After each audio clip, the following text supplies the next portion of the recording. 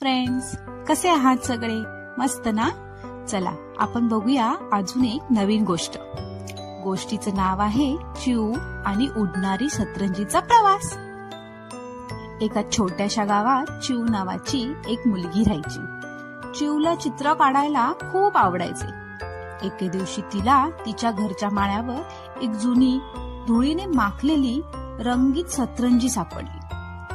चिऊने जशी ती सतरंजी झटकली तशी ती सतरंजी हवेत तरंगू लागली. चिऊ घाबरली नाही, उलट तिला खूप मज्जा वाटली. ती तिच्या सतरंजीवर बसली आणि म्हणाली, मला ढगच्यावर घेऊन चल. क्षणात ती जादूची सतरंजी खिडकीतून बाहेर उडाली आणि बघता बघता चिऊ ढगांच्या राज्यात पोचली. तिथे ढग कापसासारखे मऊ आणि त्यांना गुलाबी रंगाचे, निळ्या रंगाच्या छटा होत्या. ढगांवर छोटी छोटी चांदणीची मुले लपाछपी खेळत होती. तिथे चिऊला एक बोलणारा हत्ती भेटला. त्याला पंख होते. तो म्हणाला, चिऊ, आमच्या रंगांचा राजा हरवलाय ग, त्यामुळे आकाश पांढरे पडले आहे.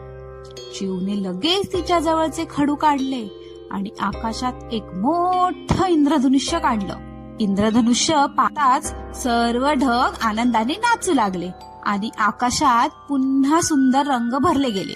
मग रंगाच्या राजाने चिऊला एक चमकणारा खडा भेट दिला.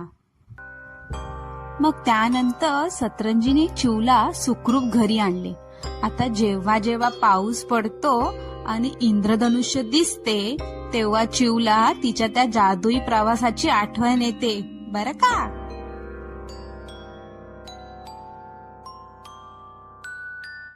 तुम्हाला जर आपलं चॅनल आवडलं असेल, प्लीज लाईक करा, शेअर करा आणि सबस्क्राईब करा.